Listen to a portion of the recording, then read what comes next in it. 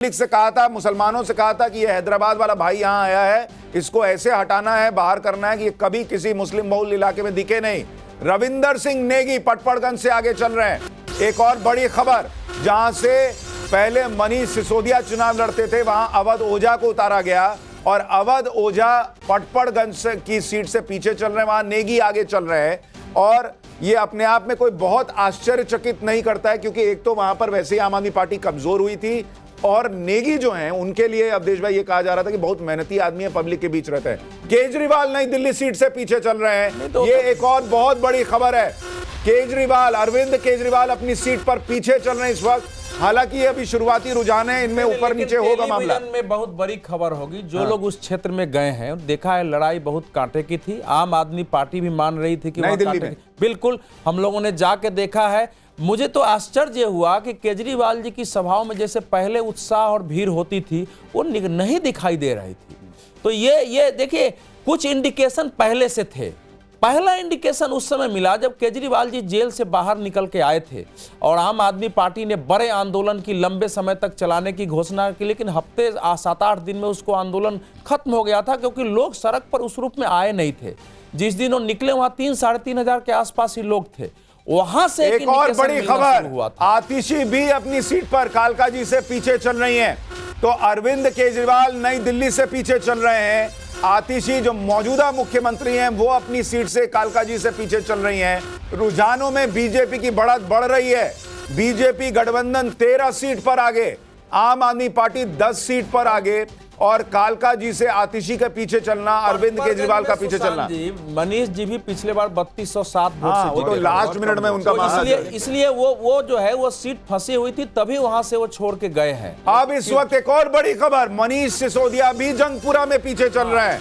यानी आतिशी, अरविंद केजरीवाल और मनीष सिसोदिया, 3 बड़े चेहरे, 3 बड़ी सीट, तीनों का पीछे चलना शुरुआती रुझान में। अभिषेक भाई, आपके तीनों बड़े नेता पीछे चल रहे हैं।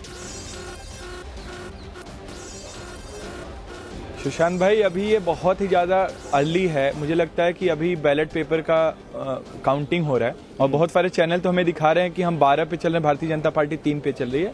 मुझे लगता है कि मुझे थोड़ा सा धैर्य रखना चाहिए और अवधेश जी को चश्मा अपना उतार करके देखना चाहिए। दिल्ली की जनता के में बहुत अलग लेवल पे उत्साह है अरविंद केजरीवाल जी के प्रति। तो मुझे लगता है कि आने वाले टाइम पे दिखेगा ही नहीं, 1 घंटे के अंदर आपको दिखेगा कि अरविंद केजरीवाल और आम आदमी पार्टी। और देखिए एक और बड़ी खबर, कांग्रेस एक सीट पर आगे हो गई है।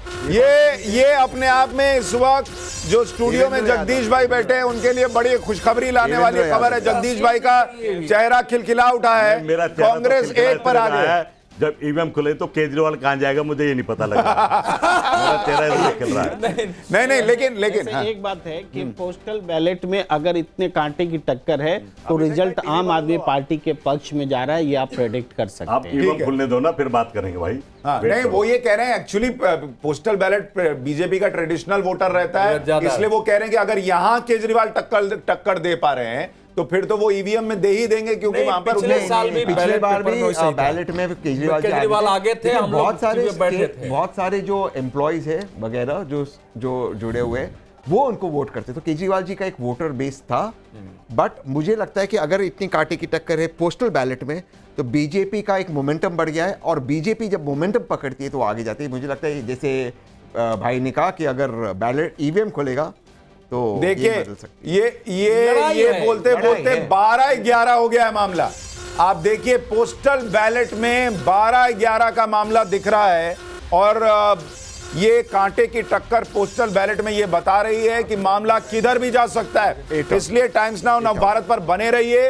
12-13-11 बोलते 13-11, 13 पर बीजेपी आगे, 11 पर आम आदमी पार्टी। और इसमें सबसे बड़ी बात यह है कि फिलहाल जो राजकुमार आनंद आम आदमी पार्टी छोड़कर बीजेपी में आए थे वो भी आगे चल रहे हैं, और रविंदर सिंह नेगी अवध ओझा से आगे चल रहे हैं पटपड़गंज की सीट पर। दूसरी बड़ी बात आपको बता दूं कि केजरीवाल, आतिशी और मनीष सिसोदिया तीनों अपनी सीट पर पीछे चल रहे हैं इस वक्त। ये बड़ी खबर है। अमित हमारे सहयोगी हमारे साथ है। अमित, पोस्टल बैलेट में इतने कांटे की टक्कर, आपको क्या लग रहा है? देखिए, मुझे लगता है कि जैसा पहले भी पिछले बार भी कहा गया कि पोस्टल बैलेट में आम आदमी पार्टी थी, लेकिन इस बार अगर देखिए तो जो एक राहत सरकारी कर्मचारियों को मिली है, जो 12 लाख वाला मतदान के कुछ दिन पहले इसका ऐलान हुआ था, तो शायद उसका असर भी होगा कि वहां पर कुछ वोट परसेंट जो है उसका फायदा सरकारी कर्मचारी, क्योंकि एक बहुत बड़ा सरकारी कर्मचारी आमतौर पर जो बीजेपी का वोटर होता था वो दिल्ली में आम आदमी पार्टी का वोटर था। देखिए, अगर पोस्टल बैलेट में फायदा हो रहा है तो निश्चित तौर पर मुझे लगता है कि आगे भी बीजेपी को फायदा होगा। बीजेपी उसी उम्मीद पे है कि जो सरकारी कर्मचारियों का ऑब्वियसली अगर 12 लाख वाले का जो फायदा मिल रहा है टैक्स वाले का, तो उसका फायदा हो सकता है। जो कांग्रेस की बढ़त दिख रही है, ये बादली की सीट है जहां से फैक्टर होगा। मिडिल क्लास दिल्ली में सबसे जो संकट रहा है वो सड़क का रहा है। कोई भी देखिए, एक मिनट सर, बोलते बोलते ये गैप बढ़ना शुरू हो गया है। आम आदमी पार्टी 10 और बीजेपी गठबंधन 15। बीजेपी अपनी लीड बढ़ाती जा रही है। टाइम्स नाउ पर बैठा हूं तो इसी का आंकड़ा देख रहा हूं, लेकिन मैंने कई खोले हैं, उसमें आप बीजेपी 15 दिखा रही, लेकिन आम आदमी पार्टी को 4, 1 कांग्रेस को, कई जगह यह है। तो चूंकि यहां बैठे हैं इसके अनुसार हम चर्चा कर रहे हैं, लेकिन अलग अलग आंकड़े आ रहे हैं। बैलेट पेपर में भी पिछली बार आप याद करिए, हम लोग बैठे थे टेलीविजन चैनल पर और पिछली बार भी आम आदमी पार्टी आगे थी।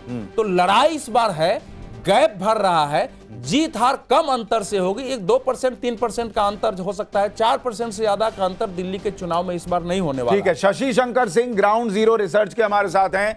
शशि भाई, उस दिन आपने प्रिडिक्ट किया था कि आम आदमी पार्टी को बढ़त है, 20 सीटों पे मामला इधर उधर जो है वो डिसाइड करेगा किधर जाएगा मामला। अब आपका फाइनल आपको आंकड़ा क्या है कि किसकी सरकार बन रही है, और ये 10 और 15 का मामला आपको किधर जाता दिख रहा है?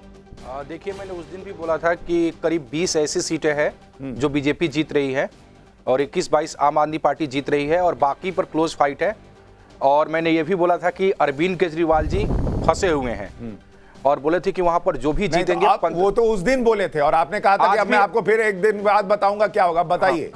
आज भी मैं ये बोल रहा हूं कि बीजेपी को थोड़ा सा बढ़त है क्लोज फाइट में, क्योंकि उनका बूथ मैनेजमेंट अच्छा रहता है। लेकिन अरविंद केजरीवाल की सीट पर पूरा फोकस कीजिए, 1535 के बीच में जो जीतेगा वही जीतेंगे।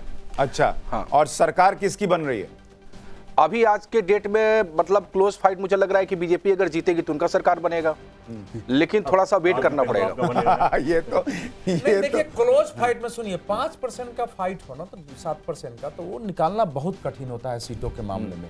आप वोट परसेंटेज दे सकते हैं वो लास्ट, इसीलिए एग्जिट पोल के बारे में मेरा मानना है कि वो ट्रेंड तो डायरेक्शन बता देते हैं, लेकिन सीटों के बारे में वो नहीं होता है। तो चल रहा है तो वो विधानसभा चुनाव में तो ट्रेंड जो है 2015-20 में भी आप देखेंगे तो सब आम आदमी पार्टी को, लेकिन कोई उनको 62-67 नहीं दे रहा था, लेकिन 42, 45, 52, 55 तक गया था।